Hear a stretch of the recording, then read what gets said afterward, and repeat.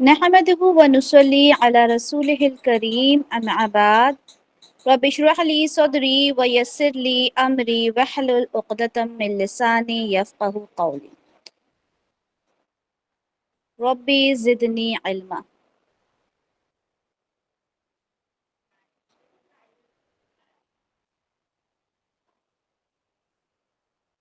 الحمد لله. الحمد لله نحمده ونستعينه ونستغفره ونؤمن به ونتوكل عليه ونعوذ بالله من شرور أنفسنا ومن سيئات أعمالنا. من يهده الله فلا مضل له ومن يضلله فلا هادي له ونشهد أن لا إله إلا الله وحده لا شريك له ونشهد أن سيدنا محمدا عبده ورسوله أرسله بالهدى ودين الحق ليظهره على الدين كله وكفى بالله شهيدا خصوص على أفضلهم وخاتم النبيين محمد الأمين وعلى آله وصحابه أجمعين فصلى الله عليه وسلم تسليما كثيرا كثيرا أما بعد. الحمدللہ ہم نے جہاں پر کل اپنا لیکچر ہم نے ختم کیا تھا وہ ہمارا تیسرا واقعہ تھا وفود کی آمد کے بارے میں. الحمدللہ ہم پڑھ رہے تھے. ہم نے دیکھا کس طرح سے جب مکہ فتح ہو گیا تو جو وفد تھے وہ آنا شروع ہو گئے تھے. آج انشاءاللہ ہم پڑھیں گے فروہ بن عمرو الجذامی کا پیغام رساں. یہ 6 واقعہ ہے یہاں کا، جو ہم تیسرا واقعہ پڑھ رہے ہیں اس کا 6 پوائنٹ ہے.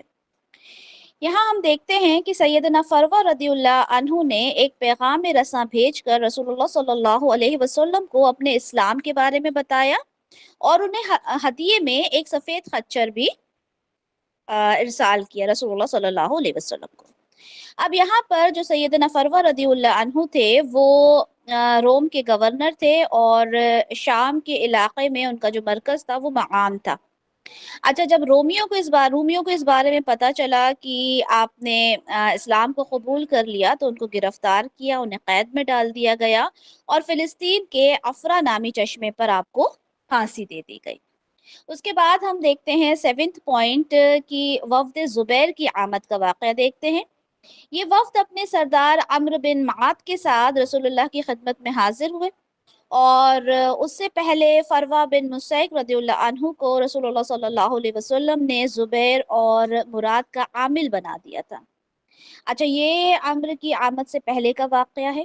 رسول اللہ صلی اللہ علیہ وسلم کے پاس سے واپس جا کر عمرو جو تھے وہ اپنے شہر میں بنو زبیر کے یہاں اقامت یزید ہوا اور رسول اللہ صلی اللہ علیہ وسلم کی وفات کے وقت وہ مرتد ہو گیا. ٹھیک ہے، اس کے بعد ہم ایک اور دیکھتے ہیں وفد عبد القیس کی آمد. رسول اللہ صلی اللہ علیہ وسلم کی خدمت میں عبد القیس کا وفد آیا. ان میں جارود بن عمرو بھی تھا جو ایک عیسائی تھا اور وہ مسلمان ہو گیا تھا. اس کے ساتھیوں نے بھی اسلام قبول کر لیا تھا. جارود گفتگو میں مہارت رکھتا تھا اور اس کی قوم جب منذر بن نعمان کے دھوکے میں آ کر مرتد ہو گئی تو انہوں نے اس چیز کے لیے منع بھی کیا. فتح مکہ سے قبل رسول اللہ صلی اللہ علیہ وسلم نے علاء بن حضرمی کو منذر بن ثاوی کی جانب روانہ فرمایا. اسلام قبول کر کے منذر بہت اچھا مسلمان ثابت ہوا. رسول اللہ صلی اللہ علیہ وسلم کی وفات کے بعد اور اہل بحرین کے مرتد ہونے سے پہلے منذر وفات پا گیا تھا اور اس لیے بحرین پر اس دن سے سیدنا علاء بن حضرمی امیر بن گئے تھے. یہاں پر ہم 9 پوائنٹ دیکھتے ہیں وفد کندہ کی آمد. 60 افراد کا یہ وفد تھا اور یہ اشعث بن قیس کی قیادت میں آیا جس کو رسول اللہ صلی اللہ علیہ وسلم نے فرمایا کہ ہم نضر بن کنانہ کی اولاد ہیں، کیونکہ رسول اللہ صلی اللہ علیہ وسلم کی اگر ہم نسل دیکھیں تو وہ نضر بن کنانہ میں جا کر ملتی ہے. ٹھیک ہے، انہوں نے کہا ہم اپنی ماں پر نہ تہمت لگاتے ہیں اور نہ ہی اپنے باپ کا انکار کرتے ہیں. جس پر اشعث نے کہا کہ واللہ میں جس قریشی کو نضر بن کنانہ سے نفی کرتا سنوں گا میں اس کو 80 کوڑے ماروں گا. اچھا، یہ وقت جب رسول اللہ صلی اللہ علیہ وسلم کی خدمت میں حاضر ہوا تو انہوں نے کنگھی کر رکھی تھی، سرما لگایا ہوا تھا اور انہوں نے ریشمی کوٹ پہن رکھے تھے. تو جب آپ صلی اللہ علیہ وسلم نے انہیں دیکھا تو پوچھا کیا تم نے اسلام قبول نہیں کیا؟ انہوں نے کہا کیوں نہیں، ہم نے اسلام قبول کر لیا۔ تو جس پر آپ صلی اللہ علیہ وسلم نے فرمایا کہ تم نے یہ ریشم کیوں پہن رکھا ہے، تمہاری گردنوں پر یہ ریشم کیوں ہے؟ چنانچہ انہوں نے ریشمی کوٹ اتار کر پھینک دیا۔ ہم سب جانتے ہیں کہ مردوں کے اوپر ریشمی لباس پہننا جو ہے، ریشم جو ہے وہ حلال نہیں ہے۔ اچھا، اور بھی وفد تھے جو آئے، جیسے کہ وفد محارب کی آمد ہے، وفد عبد عبس کی آمد کے بارے میں ہے، وفد صدف کی آمد کے بارے میں ہے، اور یہ وفد جو تھا حجۃ الوداع کے موقع پر آیا تھا۔ اس کے بعد وفد رحوعین کی آمد ہے، وفد خولان کی آمد ہے جس میں 10 افراد تھے، وفد بنی عامر کی آمد کے بارے میں ہے۔ اس کے بارے میں ہم دیکھتے ہیں، اس وفد میں عامر بن طفیل، اربد بن قیس اور جبار بن سلمی شامل تھے۔ ہوا کیا کہ عامر بن طفیل جو رسول اللہ صلی اللہ علیہ وسلم کے پاس آئے، وہ دھوکہ دینے کے لیے آئے تھے۔ اس کی قوم نے اسے کہا کہ لوگ مسلمان ہو چکے ہیں، اب تم بھی مسلمان ہو جاؤ۔ اس نے کہا کہ میں اس جوان کا اتباع نہیں کروں گا، نعوذ باللہ۔ ٹھیک ہے، تو اس نے اپنے ساتھی سے اربد سے کہا کہ ہم اس کے پاس جائیں گے، میں اس کو باتوں میں مشغول کر دوں گا اور تم ایک کام کرنا، پیچھے سے اس پہ تلوار کا وار کر دینا۔ اب ہوا بھی ایسے، رسول اللہ کے پاس وہ پہنچے، اور جو عامر تھا اس نے آپ صلی اللہ علیہ وسلم سے باتیں کرنا شروع کر دی۔ تو آپ صلی اللہ علیہ وسلم کو مشغول کرنا چاہتا تھا تاکہ نعوذ باللہ جو اربد ہے وہ آپ کا کام تمام کر دے، مگر ظاہر سی بات ہے اللہ کے رسول تھے، کچھ نہیں بگاڑ سکتے تھے وہ، اور وہ اس کا کچھ نہ کر سکے۔ عامر نے رسول اللہ سے کہا کہ میں آپ پر اونٹ اور گھوڑے چڑھا لاؤں گا، جس پر رسول اللہ صلی اللہ علیہ وسلم نے اللہ سے دعا فرمائی کہ اللہ مجھے عامر سے بچا۔ اب جب عامر وہاں سے گیا تو اس نے اربد سے کہا کہ میں نے تم سے کہا تھا کہ رسول اللہ کو قتل کرنا ہے، تم نے قتل کیوں نہیں کیا؟ تو اس نے کہا کہ میں جب بھی تلوار اٹھاتا تھا چلانے کے لیے تو میرے اور اس کے درمیان تو حائل ہو جاتا تھا، یعنی تو مجھے نظر آنے لگتا تھا، جب بھی میں دیکھتا تھا میں تجھے کیسے قتل کرتا۔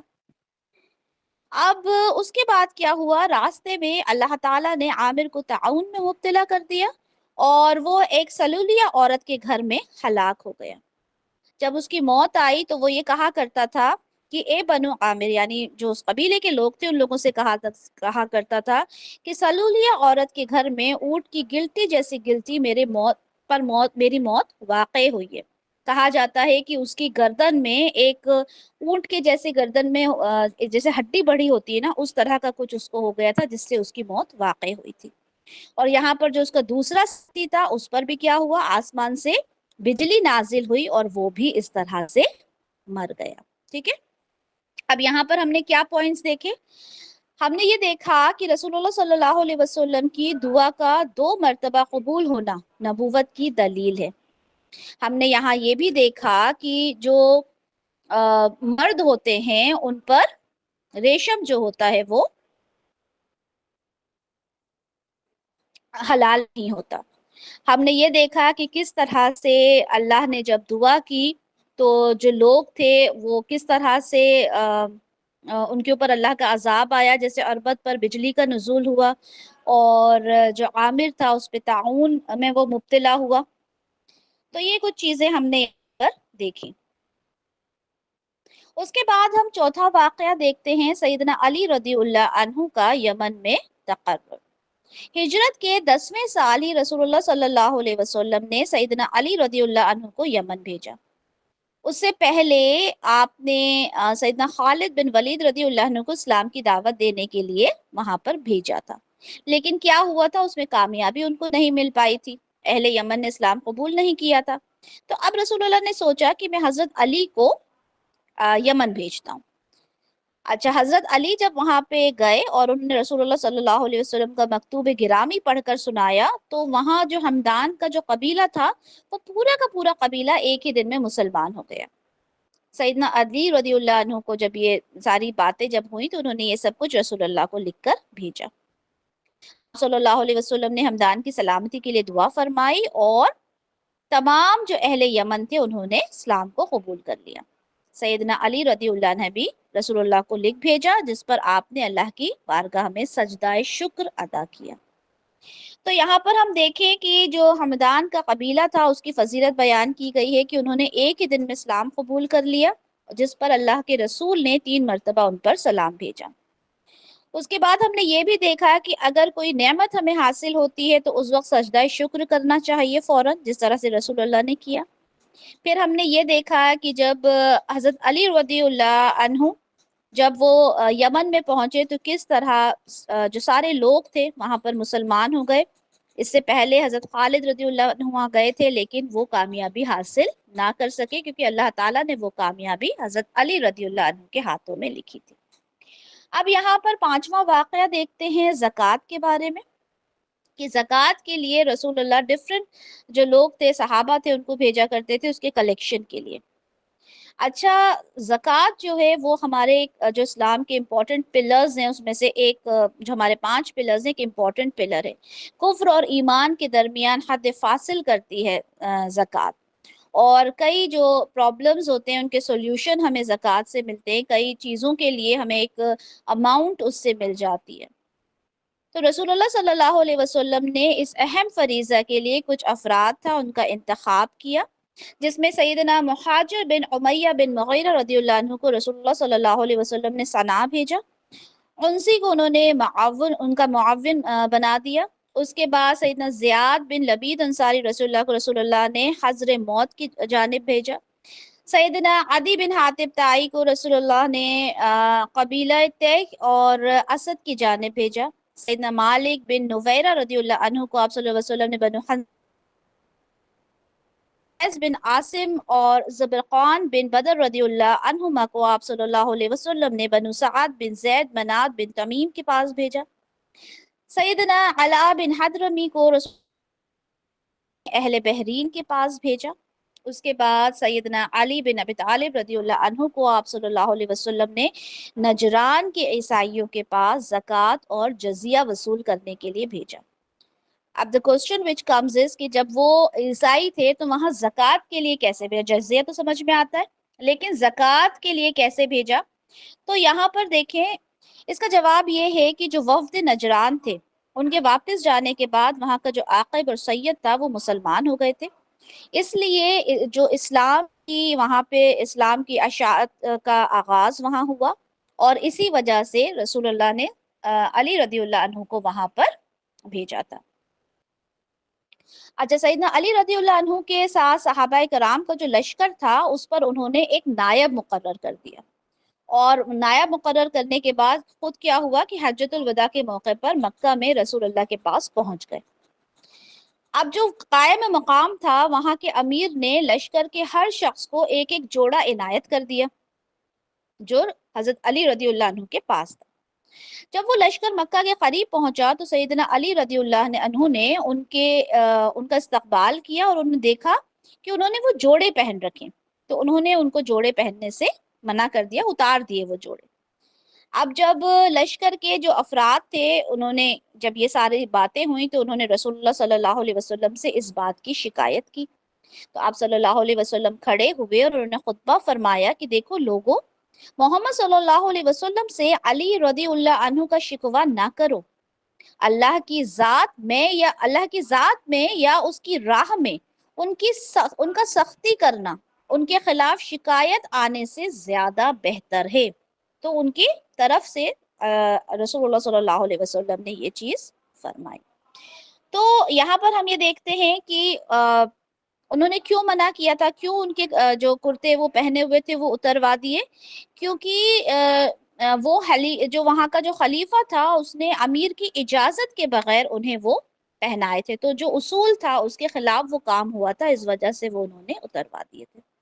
ہم نے یہاں جو پوائنٹس دیکھے وہ یہ ہے کہ زکوٰۃ کی اہمیت یہاں پر بتائی گئی کہ زکوٰۃ کی کتنی اہمیت ہے، کہ ڈفرینٹ جو صحابہ تھے انہیں اس کے کلیکشن کے لیے بھیجا گیا، اور ہم نے یہ بھی دیکھا کہ جب وہ عیسائیوں کے پاس گئے تھے حضرت علی رضی اللہ عنہ تو انہوں نے زکوٰۃ کے ساتھ ساتھ جن لوگوں سے زکوٰۃ ادا کرنی تھی ان سے زکوٰۃ ادا کی، اس کے ساتھ ساتھ جزیہ بھی وصول کیا، تو یہ بھی ہمارے اسلام کا ہی ایک حصہ ہے جزیہ قبول کرنا، ٹھیک ہے۔ اس کے بعد ہم نے سیدنا علی رضی اللہ عنہ کے ان کے شرف کے بارے میں ہم نے دیکھا کہ اللہ کے رسول کیا فرماتے ہیں کہ اللہ کی ذات میں یا اس کی راہ میں علی کا سختی کرنا اس کے خلاف شکایت آنے یا اسے قبول کرنے سے زیادہ اچھا ہے۔ اس کے بعد ہم 6 واقعہ دیکھتے ہیں کیا ہے، اس میں ہم حجۃ الوداع کے بارے میں دیکھیں گے انشاءاللہ۔ یہاں پر ہم دیکھتے ہیں کہ رسول اللہ صلی اللہ علیہ وسلم نے اپنے اس حج مبارک میں احکام اور قوانین اور آداب اور اخلاق کو واضح فرمایا۔ چنانچہ یہ بڑی اہمیت کا حامل واقعہ ہے۔ ہم سب جانتے ہیں کہ رسول اللہ صلی اللہ علیہ وسلم نے اپنی زندگی میں ایک ہی حج کیا تھا، اور وہ حجۃ الوداع کہا جاتا ہے، کیونکہ اس اسی سال آپ نے یہ جو آپ کا فرمان تھا وہ کیا تھا کہ شاید اس سال کے بعد میں تم سے نہ مل سکوں۔ اس میں کیا ہے کہ وداع کی جانب اشارہ پایا جاتا ہے کہ اب میں آگے تم سے نہ مل سکوں، اور ہوا بھی یہی تھا کہ کچھ ماہ کے بعد ہی آپ کا انتقال ہو گیا تھا۔ اس حج کو حجۃ البلاغ بھی کہا جاتا ہے، کیونکہ ابلاغ کہتے ہیں کنوے کرنے کو۔ تو اس میں بے شمار احکامات جو تھے وہ کنوے کیے گئے تھے، ڈیلیور کیے گئے تھے، اس لیے اس کو حجۃ الابلاغ بھی کہا جاتا ہے۔ اب ہوا کیا کہ جب ذی القعدہ کا مہینہ داخل ہوا تو رسول اللہ صلی اللہ علیہ وسلم نے تیاری شروع کر دی، اور اعلان فرما دیا کہ آپ صلی اللہ علیہ وسلم حج کا ارادہ رکھتے ہیں۔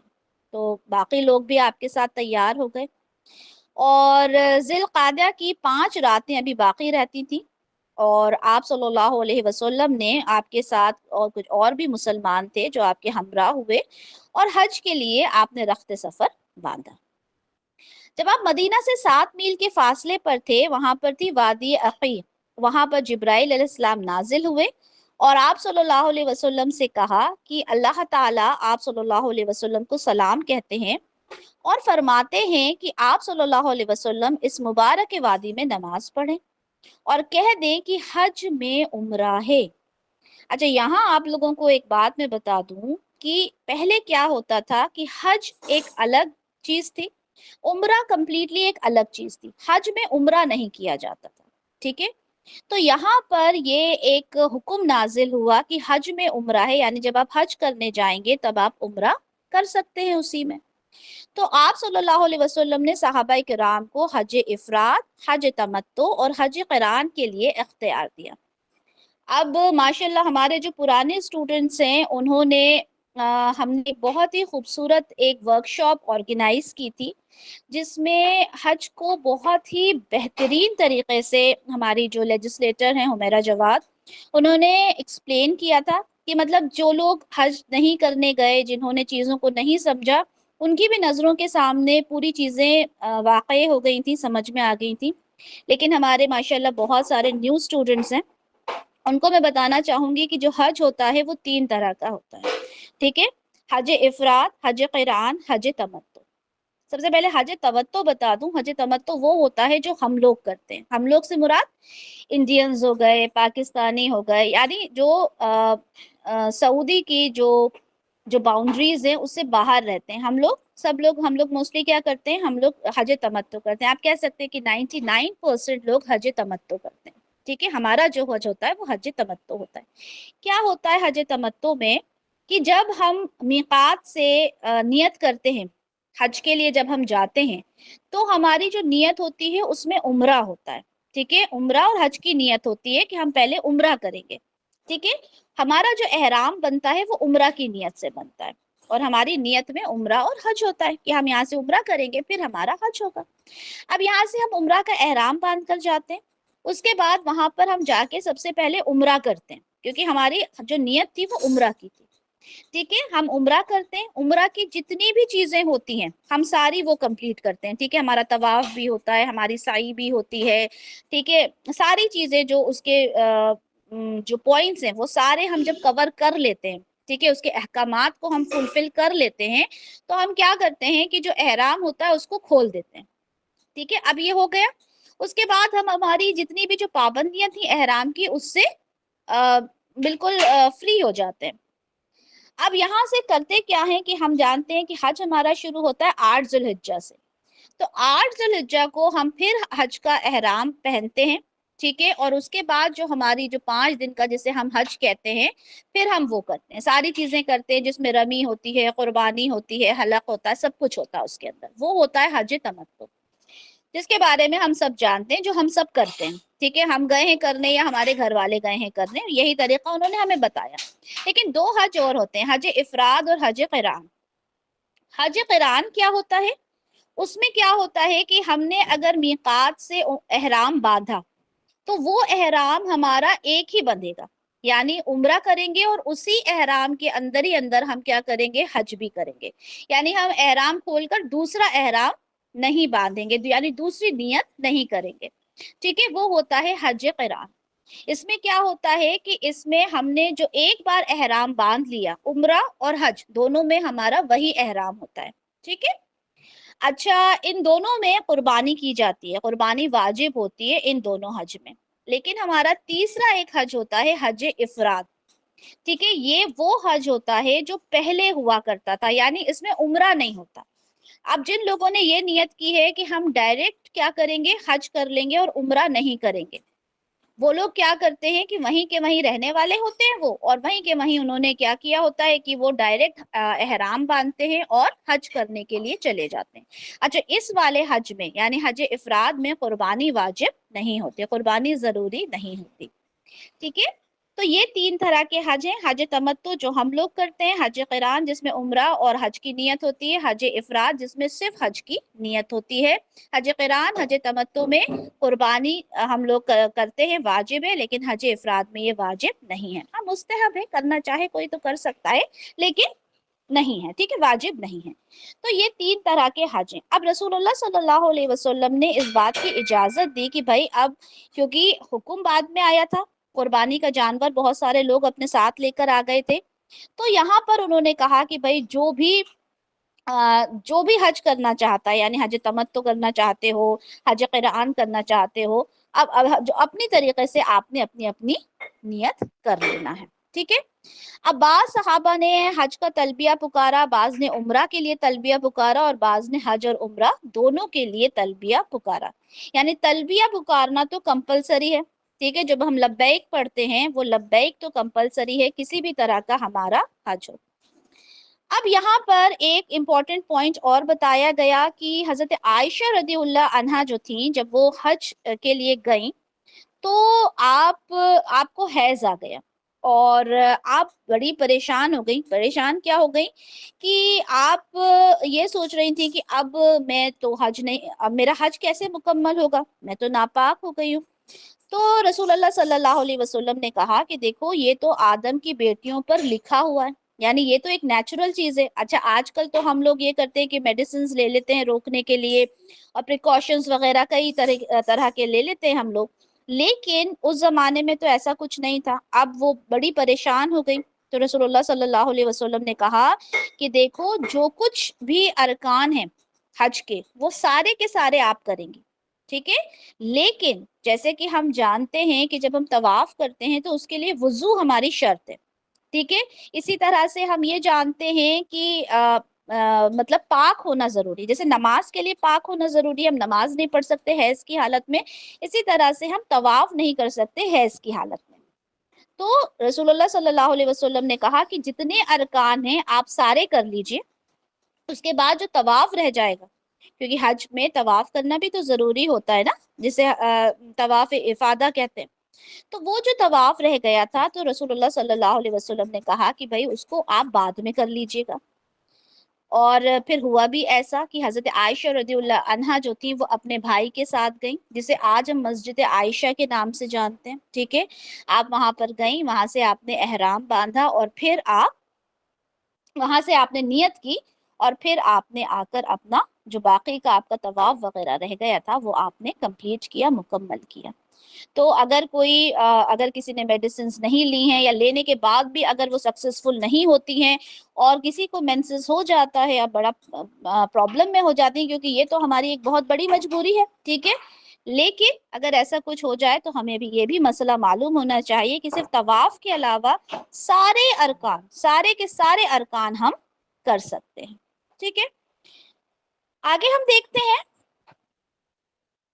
کہ رسول اللہ صلی اللہ علیہ وسلم کو کیونکہ جبرائیل علیہ السلام کی طرف سے یہ حکم آ گیا تھا کہ اپنے حج کو عمرہ میں بدل لو، یعنی پہلے عمرہ کرو پھر حج کرو، تو جو شخص اپنے ساتھ قربانی کا جانور نہیں لایا وہ اپنے حج کو عمرہ میں تبدیل کر دے، اور یہ جو لوگ بعد میں آئیں گے ان کے لیے بڑی آسانی ہوگی۔ اگر ہم یہ سوچیں کہ ہم نیت کر کے گئے یہاں سے، اور ہم کتنے دن پہلے پہنچ جاتے ہیں، کوئی 8 دن، کوئی 10 دن، کوئی 15 دن پہلے پہنچ جاتا ہے، اب اتنے دن تک احرام کی حالت میں رہنا کوئی آسان بات تو نہیں ہے، ٹھیک ہے، کتنی ساری پابندیاں ہوتی ہیں ہم سب جانتے ہیں، ٹھیک ہے، تو یہ ہمارے لیے بہت ہی آسانی کی چیز ہو گئی کہ ہم نے عمرہ کیا، کیونکہ بنا احرام کی حالت میں ہم وہاں تو جا ہی نہیں سکتے نا، ہمیں احرام کی حالت میں ہی جانا ہوگا۔ اب ہم عمرہ کر لیتے ہیں، ہم بالکل احرام کی پابندیوں سے پاک ہو جاتے ہیں، اب ہم نے کیا کرنا ہے، اب ہم وہاں پہ جا کے آرام سے حج کے ٹائم پر حج کر لیں گے۔ تو اللہ کے رسول نے کیا فرمایا کہ ان پر اور جو ان کے بعد آئیں گے ان کے لیے آسانی اور شفقت کے لیے یہ کام ہوگا۔ اب مکہ میں جب آپ داخل ہوئے تو آپ صلی اللہ علیہ وسلم نے بیت اللہ کا طواف کیا، صفا مروہ کی سعی کے بعد آپ صلی اللہ علیہ وسلم نے احرام نہیں کھولا۔ اب آپ نے احرام کیوں نہیں کھولا؟ آپ نے احرام اس لیے نہیں کھولا کیونکہ آپ قربانی اپنے ساتھ لے کر آئے تھے، ٹھیک ہے، آپ قربانی اپنے ساتھ لے کر آئے تھے، کیونکہ اس ٹائم میں لوگ کیا کرتے تھے کہ اپنے ساتھ ہی قربانی لے کر آتے تھے، ٹھیک ہے، آپ قربانی لے کر آ گئے تھے، اب آپ کا جو پورا جو پروسیجر ہوتا ہے ہمارا حج کا، وہ کب مکمل ہوتا؟ جب آپ قربانی کر لیتے، قربانی کے بعد ہی تو آپ نے حلق کرنا تھا، یعنی جو آدمی جو بال پورے کٹواتے ہیں، اب کیونکہ آپ کی قربانی تو آپ کے ساتھ ہی تھی اور قربانی آپ کو کرنا تھی جو یوم نحر ہوتا اس دن، تو آپ نے کیا کہا کہ میں تو اپنے ساتھ قربانی لایا ہوں، تو آپ کا حج کون سا ہو گیا؟ حج قران ہو گیا۔ کیوں؟ کیونکہ آپ نے ایک ہی احرام کے اندر آپ نے حج بھی کیا اور عمرہ بھی کیا، ٹھیک ہے، تو ہم یہ کہہ سکتے ہیں کہ رسول اللہ صلی اللہ علیہ وسلم نے صرف ایک ہی حج کیا تھا اور وہ حج قران تھا۔ اب آپ نے کہا کہ بھئی میں تو اپنے ساتھ کیونکہ قربانی کا جانور ساتھ لے کر آیا ہوں تو میں تو یہ احرام نہیں کھول سکتا، لیکن جو بعد دوسرے صحابی ہیں وہ انہوں نے ارادہ جو کیا تھا وہ حج افراد کا کیا تھا۔ کیسے کیا تھا حج افراد کا؟ کیونکہ ان کے اس میں تو عمرہ شامل نہیں تھا نا، انہوں نے تو حج افراد کا ارادہ کیا تھا، اور کئی صحابہ ایسے تھے جو اپنے ساتھ قربانی کا جو جانور تھے وہ نہیں لے کر آئے تھے، ٹھیک ہے، اب جب قربانی کا جانور وہ لوگ ساتھ نہیں لے کر آئے تھے تو رسول اللہ نے کہا کہ آپ ایک کام کریں، آپ اپنا احرام کھول دیں اور پھر جب حج کے لیے آپ نے احرام دوبارہ سے باندھنا ہے۔ تو جو صحابہ تھے ان کو، اب وہ تو کیا کرتے تھے کہ رسول اللہ جو کرتے ہیں بس وہی ان کو کرنا ہوتا تھا، اب وہ یہ دیکھ کر بڑے حیران کہ رسول اللہ نے تو یہ کام کیا نہیں، ہم کیسے کر لیں؟ تو انہیں تھوڑی سی پرابلم ہو رہی تھی یہ کرنے میں کہ رسول اللہ نے تو بھئی احرام کھولا نہیں، ہمیں احرام کھولنے کے لیے دیا۔ تو اس میں رسول اللہ صلی اللہ علیہ وسلم نے ارشاد فرمایا کہ اپنے جس معاملے کا مجھے بعد میں علم ہوا ہے اس کا پتہ اگر مجھے پہلے چل جاتا تو میں بھی قربانی ساتھ نہ لاتا اور اپنے حج کو عمرہ میں بدل دیتا، بھئی میرے ساتھ قربانی کا جانور ہے، یہ میری مشکل ہے۔ اب اس وجہ اب جب یہ ساری بات ہوئی تو وہ صحابہ کرام جو تھے انہوں نے اپنا احرام کھول دیا، اور انہوں نے سوال کیا عمرہ کر کے حلال ہونا کیا ہمارے اس سال کے ساتھ خاص ہے؟ مطلب یہ جو سب کچھ ہم کر رہے ہیں کیا یہ اسی سال کے لیے ہے؟ جس پر رسول اللہ صلی اللہ علیہ وسلم نے فرمایا نہیں، بلکہ بعد تک کے لیے ایسا ہی ہے، یعنی ہمیشہ قیامت تک کے آنے والے لوگوں کے لیے یہی طریقہ رہے گا، یعنی جسے ہم حج تمتع کہتے ہیں، یعنی جو بھی مسلمان حج افراد کے لیے آتا ہے اور اس کے پاس قربانی نہیں ہے اس کے لیے حج کو عمرہ میں تبدیل کرنا جائز ہے۔ اب جو صرف حج کے ارادے سے آیا ہے تو وہ حج کو کیا کرتا ہے؟ عمرہ میں تبدیل کر دیتا ہے، یعنی پہلے عمرہ کرتا ہے اور اس کے بعد وہ حج کرتا ہے، ٹھیک ہے، یعنی جو ہم حج تمتع کرتے ہیں۔ اب احرام کھول کر آپ صلی اللہ علیہ وسلم مکہ میں رہے، اور 8 ذی الحجہ کو آپ نے احرام باندھا اور منی پہنچ کر رات وہاں پر آپ نے گزاری۔ ہمارے جو حج کے 5 دن ہوتے ہیں اس میں کیا ہوتا ہے کہ جو 8 ذی الحجہ ہوتی ہے، ٹھیک ہے، اس میں حج کا احرام باندھتے ہیں حاجی، نیت کرتے ہیں، ٹھیک ہے، اور وہاں سے کیا کرتے ہیں؟ منی کے لیے روانہ ہو جاتے ہیں، ٹھیک ہے، جب منی کے لیے روانہ ہو جاتے ہیں تو وہاں پر 5 نمازیں پڑھتے ہیں، ظہر، عصر، مغرب، عشاء اور پھر فجر، ٹھیک ہے، فجر کی نماز پڑھتے ہیں، اور وہاں پہ قصر نماز پڑھی جاتی ہے، یعنی 4 رکعت کی 2 رکعت ہو جاتی ہے، ٹھیک ہے، مغرب کی 3 ہی رہتی ہیں، فجر کی 2 ہی رہتی ہیں، لیکن ظہر، عصر اور عشاء کی 4 نمازیں کیا ہوتی ہیں؟ 2 ہو جاتی ہیں۔ تو 5 نمازیں پڑھی، ٹھیک ہے۔ اب یہ ہو گیا 8 تاریخ کا۔ اب جب 9 تاریخ ہوئی تو فجر کے بعد کیا ہوا؟ ابھی مینا میں تھے، مینا سے عرفات کے لیے روانہ ہوتے ہیں، ٹھیک ہے۔ یہ جو 9 ہم کہتے ہیں یوم عرفہ، یہ سب سے امپورٹنٹ ڈے ہوتا ہے حج کا۔ رسول اللہ صلی اللہ علیہ وسلم نے فرمایا نا کہ حج جو ہے وہ عرفہ ہی ہے، اس کے بنا حج ہے ہی نہیں۔ اگر آپ عرفات کے میدان میں نہیں پہنچے تو آپ کا حج ہوگا ہی نہیں۔ تو اس کے بعد عرفات روانہ ہوں گے، وہاں پر وادی نمرہ میں جو خطبہ ہوتا ہے ظہر کے بعد، اس خطبے کو سنیں گے، اور وہاں پر کیا کریں گے؟ ظہر اور عصر کو ملا کر پڑھیں گے، ٹھیک ہے، ظہر اور عصر کو ملا کر پڑھیں گے۔ ایک اذان ہوگی، 2 اقامت ہوگی۔ اس کے بعد کیا کریں گے؟ دونوں کو ملا کے پڑھا، قصر نمازیں ہم نے یہاں پہ پڑھنی ہے، اور باکثرت ہم کو وہاں پر اذکار کرنا ہے۔ مطلب یہ وہ دن ہے جس میں اتنے لوگ گناہوں سے پاک ہوتے ہیں، جہنم سے نجات پاتے ہیں کہ کوئی اور ایسا دن نہیں ہے جس میں سب سے زیادہ لوگ نجات پاتے ہیں ابھی۔ اور ماشاءاللہ بہت ہی خوبصورتی کی بات یہ ہے کہ یہ حج کا مہینہ ہے، ٹھیک ہے۔ ہم ابھی حج کی خبریں سن رہے ہیں، ہم حج کے بارے میں ہم لوگ نے دیکھا، ہم لوگوں نے لائیو دیکھا، ٹھیک ہے، کتنا دل کو سکون ملتا ہے نا۔ اور الحمدللہ وہی ہمارا آج کے لیکچر میں بھی ہم اسی چیز کو پڑھ رہے ہیں۔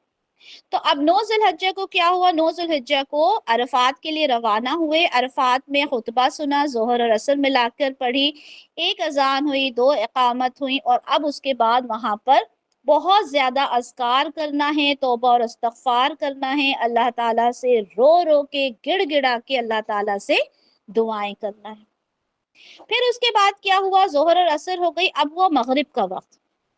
جب مغرب کا وقت ہوا، سورج غروب ہوا، تو اب مغرب کا وقت ہو گیا، لیکن اللہ تعالیٰ کا کیا حکم ہے کہ وہاں پہ مغرب نہیں پڑھیں گے، ٹھیک ہے، وہاں پر مغرب نہیں پڑھیں گے۔ وہاں سے نکل کر اب کوئی سوچے کہ مغرب کا وقت ہو گیا میں مغرب پڑھ لوں، نہیں، وہاں پہ مغرب نہیں پڑھیں گے، وہاں سے نکل کر جائیں گے، اور اب یہاں سے نکل کے کہاں جائیں گے؟ مزدلفہ، مزدلفہ، ٹھیک ہے۔ اب یہاں سے ہم جائیں گے مزدلفہ، اور مزدلفہ میں مغرب اور عشاء ملا کر پڑھیں گے، ٹھیک ہے۔ مکہ ہے، مکہ کے بعد مینا ہے، مینا کے بعد مزدلفہ ہے، مزدلفہ کے بعد عرفہ ہے، عرفات کا میدان ہے۔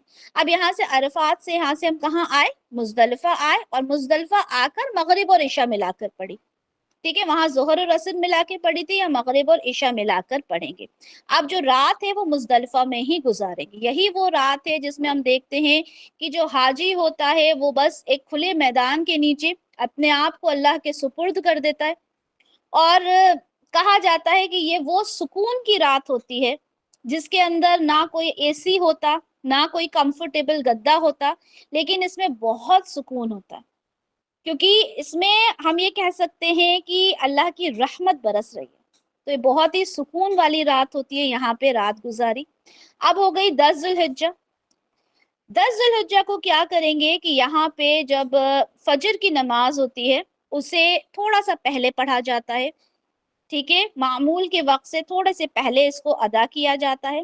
پھر اس کے بعد مشعر الحرام جو پہاڑی ہے وہاں پر رسول اللہ صلی اللہ علیہ وسلم نے وہاں پہ جو دعا کی تھی ہاتھ اٹھا کر، وہاں پر ہم نے بھی یہ کرنا ہے کہ معشر الحرام پر کی جو پہاڑی ہے وہاں پر قبلہ رخ ہو کر ہم نے بہت زیادہ توبہ اور استغفار کرنا ہے، ٹھیک ہے۔ کب کی بات ہے یہ؟ 10 ذی الحجہ کو۔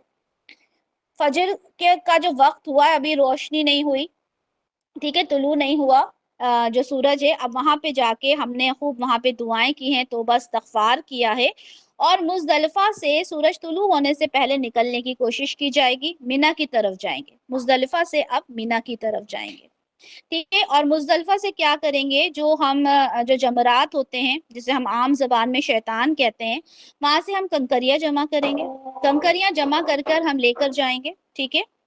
اور ہم وہاں سے جب نکلیں گے تو اب یہاں پر ہمارے پاس جمرہ کبرا یا جمرہ عقبہ جس کو کہتے ہیں، ٹھیک ہے، جسے بڑا شیطان ہم اپنی آسان زبان میں کہتے ہیں، ٹھیک ہے، تو اس کو رمی کرنا ہوتا ہے، ٹھیک ہے، 10 تاریخ کو رمی کرنا کس کو کہتے ہیں؟ جو ہم کنکریاں مارتے ہیں اسے رمی کرنا کہتے ہیں، تو وہ رمی کی جائے گی۔ جب ہماری رمی ہو جائے گی اس کے بعد قربانی ہوگی، جب قربانی ہو جائے گی اس کے بعد حلق یا تقصیر کیا جائے گا۔ حلق کیا ہوتا ہے؟ پورے بال جو منڈوا دیے جاتے ہیں آدمیوں کے، یا پھر چھوٹے چھوٹے سیم سائز کے کترنا جس کو کہتے ہیں، ٹھیک ہے، ٹرم کرنا جس کو کہتے ہیں، لیکن رسول اللہ صلی اللہ علیہ وسلم نے حلق کرنے کو زیادہ پسندیدہ فرمایا۔ تو کیا ہے؟ رمی ہوگی، قربانی ہوگی، اس کے بعد حلق ہوگا، یہ ہو گیا۔ اب اس کے بعد احرام، جب کیونکہ حلق ہو جاتا ہے تو احرام کھول دیا جاتا ہے، احرام کو کھول دیا جائے گا۔ اب احرام بھی کھل گیا، آپ نے نہا دھو کے آپ نے نارمل کپڑے پہن لیے، آپ مکہ پہنچ گئے۔ اب مکہ پہنچنے پر آپ کو طواف افادہ یا پھر طواف افاظہ اگر اردو میں کہیں گے تو، ٹھیک ہے، وہ طواف کریں گے۔ اس کے بعد کیا کریں گے؟ سعی کریں گے، ہم نے نارمل کپڑوں میں کرنا ہے، اب احرام نہیں باندھا ہوا، ٹھیک ہے، اب نارمل کپڑوں میں آپ نے طواف کیا، اس کے بعد آپ نے سعی کی۔ اب ہمارے جو یہ دن ہے، یہ جو اب اس کے بعد ہم کیا کریں گے؟ ہم مینا واپس آ جائیں گے، ٹھیک ہے، اب ہم یہاں پر مینا آ جائیں گے، اور 10 اور 11 کی جو درمیانی رات ہے، یعنی 10 کو ہمارے یہ سارے کام ہو گئے، 10 اور 11 کی جو درمیانی رات ہے وہ مینا میں ہی گزارنا ہے، ہمیں وہ طواف کر لیا، اب ہم مینا واپس آئیں گے اور مینا میں ہم نے وہ رات کو گزارنا ہے، ٹھیک ہے۔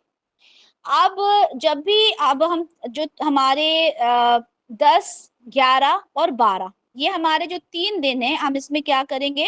ہم مینا میں مقام رہیں گے، مقیم رہیں گے، اور یہاں پر ہم نے کیا کرنا ہے کہ جو کنکری ہے شیطان کو، وہ ہم نے کنکری مارنا ہے، ٹھیک ہے۔ اب یہ کنکری ہم ماریں گے، جو وہاں پہ پلرز ہیں، ٹھیک ہے، 3 پلرز بنے ہوئے ہیں، جس کو ہم اپنی زبان میں بڑا شیطان، چھوٹا شیطان کہتے ہیں، لیکن وہ جمرات ہیں، پلرز ہیں، ہم نے اس پہ کنکری مارنا ہے، 7 کنکری ماری جاتی ہیں، ٹوٹل 49 کنکریاں ہیں جو ماری جاتی ہیں، ٹھیک ہے۔ اس کے بعد جب ہمارا سارا یہ پروسیجر ہو جاتا ہے کمپلیٹ، تو 12 ذی الحجہ، جب اب 12 تاریخ ہوتی ہے، 12 تاریخ کو انسان مینا سے نکل کر اپنا یہاں پہ مکہ میں آ سکتا ہے، ٹھیک ہے، لیکن اس میں کیا ہے کہ مغرب سے پہلے پہلے اس کو آنا ہے، ٹھیک ہے، مغرب سے پہلے پہلے مینا سے نکل جائے گا۔ لیکن اگر مغرب ہو گئی ہے تو کیا کرے گا؟ مغرب ہو گئی ہے تو 13 کو پھر وہ اپنی روانگی کرے گا مکہ کے لیے۔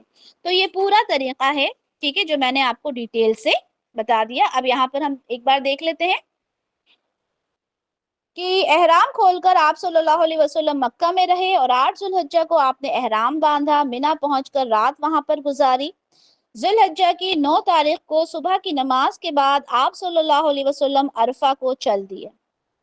اس دوران آپ صلی اللہ علیہ وسلم لوگوں کو حج کے سنن اور مناسک بتلاتے رہے۔ عرفہ میں آپ نے ہدایت اور شرائع پر مشتمل ایک خطبہ ارشاد فرمایا، اس جیسا خطبہ آج تک نہیں سنا۔ اس کے اہم ترین جملے ہم پڑھیں گے، اس کے بارے میں ہم دیکھتے ہیں، اور دیکھتے ہیں کہ وہ کیا خطبہ ہے۔ رسول اللہ صلی اللہ علیہ وسلم نے فرمایا، لوگوں میری بات سنو، میں نہیں جانتا کہ ہو سکتا ہے اس سال کے بعد اس جگہ پر میں آپ سے دوبارہ کبھی نہ مل سکوں۔ لوگوں تمہارا خون، تمہارا مال، تمہاری عزت تم پر قیامت تک کے لیے حرام ہے، جیسے تمہارا آج کا مہینہ اور آج کا دن حرام ہے۔ تم یقیناً اپنے رب سے ملاقات کرو گے، وہ تم سے تمہارے اعمال کا پوچھے گا، اور میں تمہیں پہچان چکا ہوں۔ چنانچہ جس کے پاس امانت ہے وہ اس کو ادا کر دے، اور جس نے اسے امین بنایا ہے۔ ہر قسم کا سود روند دیا گیا ہے، لیکن تمہارا اصل مال تمہارا ہے، نہ تم ظلم کرو اور نہ ہی تم پر ظلم کیا جائے گا۔ اللہ نے فیصلہ فرمایا ہے کہ وہ سود نہیں ہے۔ عباس بن عبد المطلب کا تمام سود ہی ختم کر دیا گیا، اور جاہلیت کا خون بھی ختم کر دیا گیا، اور تمہارے میں سے سب سے پہلا خون جو میں ختم کر رہا ہوں وہ ابن ربیع بن حارث بن عبد المطلب کے بیٹے کا خون ہے۔ یہ بچہ بنو لیس میں دودھ پی رہا تھا کہ حذیل نے اسے قتل کر دیا۔ جاہلیت کا وہ پہلا خون ہے جس سے میں ابتدا کر رہا ہوں، یعنی جاہلیت کے جو خون تھے وہ معاف کر دیے گئے، سود جو ہے اسے منع کر دیا گیا، تمہارا خود کا مال تمہارا اپنا ہے، ٹھیک ہے۔ ایک مسلمان پہ دوسرے مسلمان کے حق کے بارے میں بتایا۔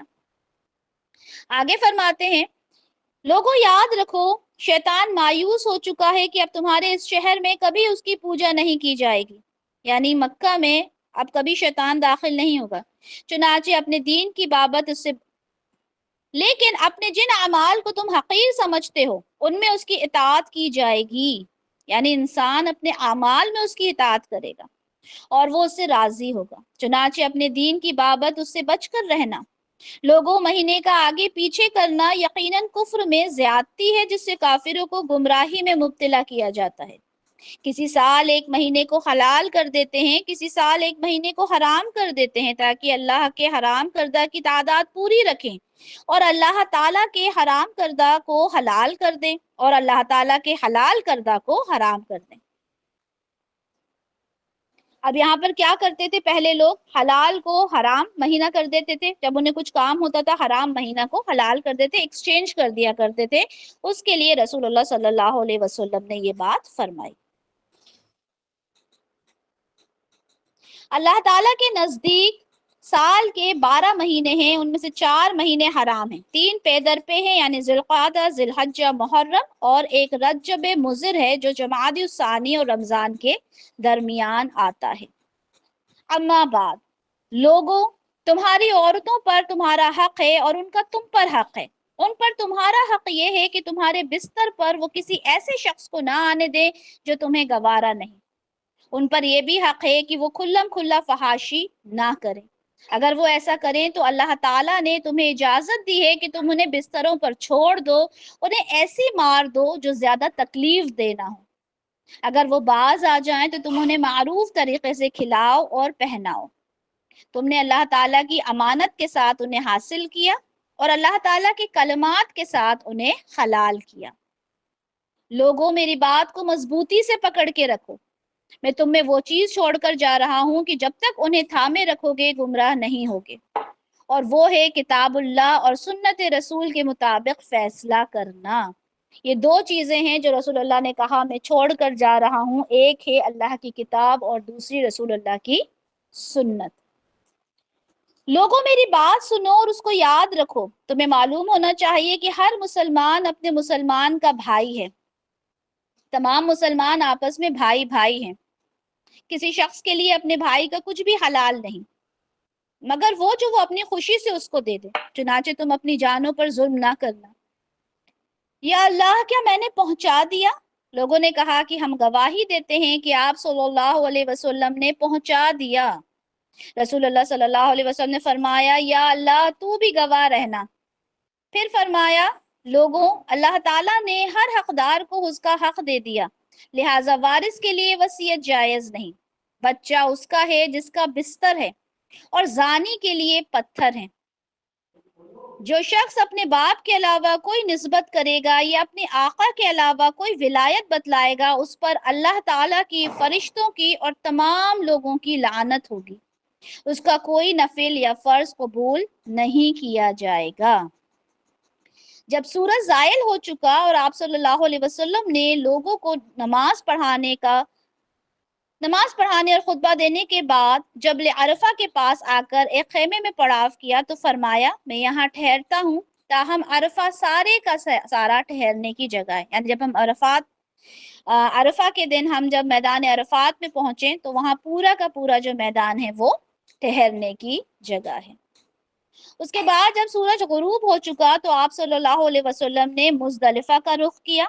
آپ صلی اللہ علیہ وسلم نے عشاء کے بعد وہاں پہنچ کر نمازیں جمع کر کے پڑھی، جو کہ میں نے آپ کو پہلے ایکسپلین کر دیا، اور رات وہیں قیام کیا۔ طلوع فجر کے وقت آپ نے نماز صبح ادا فرمائی اور جبل قضا کے پاس جائے وقوف کیا اور فرمایا، میں یہاں وقوف کر رہا ہوں تاہم مزدلفہ سارے کے سارا ہی وقوف کی جگہ ہے، یعنی مزدلفہ پہ اب ٹھہرنا ہے، ٹھیک ہے۔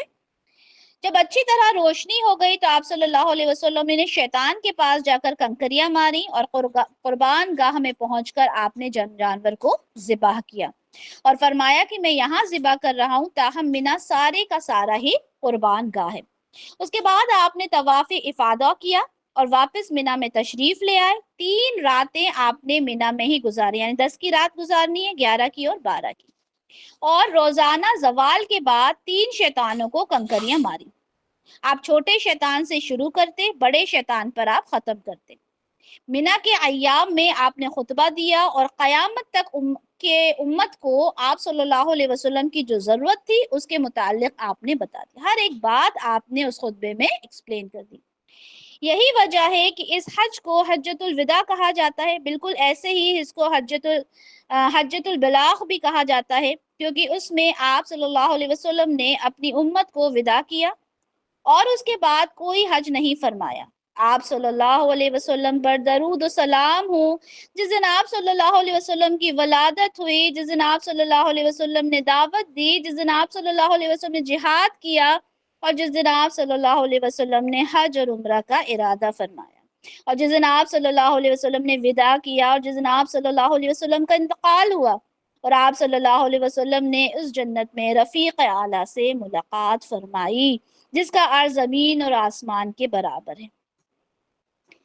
تو یہاں پر ہم نے جو امپورٹنٹ پوائنٹس پڑھے وہ ہم دیکھ لیتے ہیں۔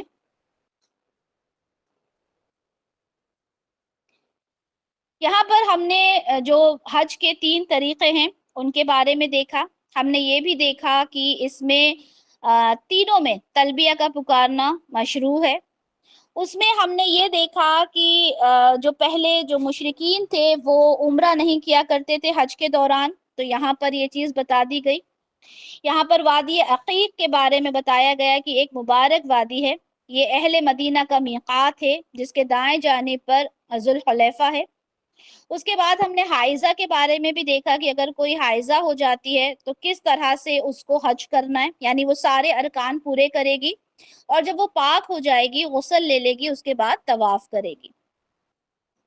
اس کے بعد ہم نے یہ بھی دیکھا کہ کس طرح سے اللہ تعالیٰ نے رسول اللہ صلی اللہ علیہ وسلم کو یہ اس نعمت سے نوازا کہ ان کی امت جو ہے اس چیز کا فائدہ ہمیشہ اٹھاتی رہی۔ اس کے بعد ہم نے یہ دیکھا کہ یہ جو چیز تھی یہود نصارہ اور مشرکین کی مخالفت کا حریص ہونا، یہاں پر بتایا گیا کہ وہ شرعاً جائز ہے، کیونکہ حج کے مہینوں میں عمرہ کرنے کو مشرک جو تھے وہ بہت بڑا گناہ سمجھتے تھے، اور یہ چیز ہمارے لیے جائز ہے۔ یہاں پر ہم نے یہ دیکھا کہ کس طرح سے حج کو کیا جانا ہے، کہ جو حج کے 5 دن ہیں وہ کس طرح سے کرنا ہے، کس طرح سے ہماری جو زبان ہے وہ اذکار میں تر ہونا چاہیے، کیونکہ یہی وہ دن ہے جس میں سب سے زیادہ لوگ جہنم سے آزادی پاتے ہیں۔ رسول اللہ صلی اللہ علیہ وسلم نے فرمایا جیسے تم مجھے حج کرتے ہوئے دیکھو اسی طرح سے حج کرنا۔ ہم نے خطبے میں یہ بھی دیکھا کہ کس طرح سے ایک مسلمان کا حق دوسرے مسلمان پر ہے، ایک مسلمان دوسرے مسلمان کا بھائی ہے، اس کا خون، اس کا مال، اس کی عزت دوسرے مسلمان پر حرام ہے۔ ہم نے یہ بھی دیکھا کہ کس طرح سے سود کو اور جتنے بھی جاہلانہ عادات تھیں ان کو منع کیا گیا، منع فرمایا ہمیشہ کے لیے، قیامت تک کے لیے۔ یہاں پہ عورتوں کے حقوق کے بارے میں بیان ہے کہ کس طرح سے ایک آدمی کو امانت دار ہونا چاہیے اپنی بیوی کے لیے، کیونکہ وہ اس کو نکاح کر کے لے کر آیا ہے۔ اسی طرح ایک عورت کو بھی اپنے شوہر سے امانت داری دکھانی ہے، کس طرح سے دکھانی ہے کہ وہ اس کی عزت کا احترام کرے، کیونکہ جو بیوی ہوتی ہے وہ شوہر کے لیے ایک امانت ہوتی ہے۔ اگر عورت کوئی غلطی کرے تو شوہر اس کو تھوڑا سا مار سکتا ہے، ٹھیک ہے، ایسا نہیں کہ لے کے پیٹنا شروع کر دیں، نہیں، لیکن یہاں پر اس چیز کی اجازت دی ہے کہ اگر عورت بالکل ہی نہ سنے تو اس پر تھوڑی بہت سختی کرنا جائز ہے۔ ہم نے یہاں یہ بھی دیکھا کہ وارث کے لیے وصیت الاؤڈ نہیں ہے، ٹھیک ہے، اور یہاں پر ہم نے یہ بھی دیکھا کہ جو منہ بولے بیٹے ہیں اور غیر آقا کی جانب کسی کو وہاں سے ریلیٹ کرنا، ٹھیک ہے، جیسے منہ بولے بیٹے کا جو کانسیپٹ چلا آ رہا تھا وہ ختم کر دیا گیا۔ اسی طرح سے جو ایک غلام ہے وہ اپنے آقا کے علاوہ کسی دوسرے آقا سے اپنے آپ کو ریلیٹ نہیں کر سکتا، اس سے کنیکٹ نہیں کر سکتا اپنے آپ کو، ٹھیک ہے۔ یہاں پر پھر ہم نے یہ بھی دیکھا کہ اگر کوئی بچہ پیدا ہوتا ہے تو جس کا وہ بستر ہے، یعنی جس جگہ جو عورت ہے اس کا جو شوہر ہے یا اس کا جو آقا ہے، ٹھیک ہے، اسی کا وہ بچہ ہوگا، زانی کا اس پر کوئی حق نہیں ہوگا، اور جس نے زنا کیا ہے اسے پتھروں سے رجم کیا جائے گا، یعنی جب تک پتھر اس کو مارے جائیں گے جب تک وہ مطلب جو سنگسار کرنا کہتے ہیں، رجم کہتے ہیں، یعنی جب تک وہ ختم نہ ہو جائے. کس کی سزا ہے یہ؟ زانی کی سزا ہے اسلام میں. تو الحمدللہ ہم نے یہ خطبہ دیکھا اور بہت ہی پرسکون یہ خطبہ ہے. اس میں سارے وہ امپورٹنٹ پوائنٹس ہیں جو ہمارے لیے ہمیشہ ہمیشہ کے لیے ضروری ہیں. ہم نے ان پر چلنا ہے. اس کے اکارڈنگ رسول اللہ نے ہر ایک چیز بتا دی اور بار بار انہوں نے یہ پوچھا کیا میں نے تمہیں پہنچا دیا؟ صحابہ نے کہا کہ جی آپ نے پہنچا دیا. اور رسول اللہ نے اللہ کو بھی اس پر گواہ بنایا کہ یا اللہ میں آپ بھی اس بات پہ گواہ رہیے گا کہ جتنی بھی تعلیمات تھی میں نے ان لوگوں کو پہنچا دی. یعنی روز قیامت اگر ہم یہ کہیں گے کہ یا اللہ مجھے تو پتہ ہی نہیں تھا، تو رسول اللہ صلی اللہ علیہ وسلم کہیں گے کہ اللہ تعالیٰ میں نے آپ کو اس پر گواہ بنایا تھا. صحابہ کو کہیں گے کہ صحابہ کو گواہ بنایا تھا اور ہم تک پہنچا دیا. تو یعنی ہمارے پاس بھی وہ ساری تعلیمات موجود ہیں جو رسول اللہ صلی اللہ علیہ وسلم نے آج سے 1450 سال پہلے ہم تک پہنچائی تھی. اللہ تعالی ہمیں سننے سے زیادہ عمل کرنے والا بنائے، ہمیں عمل کرنے کی توفیق عنایت فرمائے. کیونکہ سننا بہت آسان ہوتا ہے، بول دینا بہت آسان ہوتا ہے، لیکن اس پر عمل کرنا بہت ہی مشکل کام ہوتا ہے. تو اللہ تعالیٰ آپ کو، مجھے، ہم سب کو عمل کرنے والا بنائے. بہت ہی ایمان افروز اس میں الفاظ تھے اور بڑا دل خوش ہوا آج بہت، کیونکہ جو مہینہ چل رہا تھا وہ یہی مہینہ ہے جس مہینے میں رسول اللہ صلی اللہ علیہ وسلم نے ان الفاظ کو ادا کیا تھا. کیونکہ اگر اس کی گہرائی ہم سمجھیں، اس کی گہرائی کو ہم سوچیں تو بڑے دل کو سکون ملتا ہے کہ یہ وہ جگہیں ہیں، یہ وہ مہینہ ہے جس میں یہ ساری باتیں واقعتاً ہوئی تھی. بارک اللہ لی ولکم فی القرآن الکریم ونفعنی وإیاکم بما فیہ من الآیات والذکر الحکیم. سبحانک اللہم وبحمدک اشہد ان لا الہ الا انت استغفرک واتوب الیک. جزاک اللہ خیرا کثیرا واحسن الدنیا والآخرہ. السلام علیکم ورحمۃ اللہ وبرکاتہ.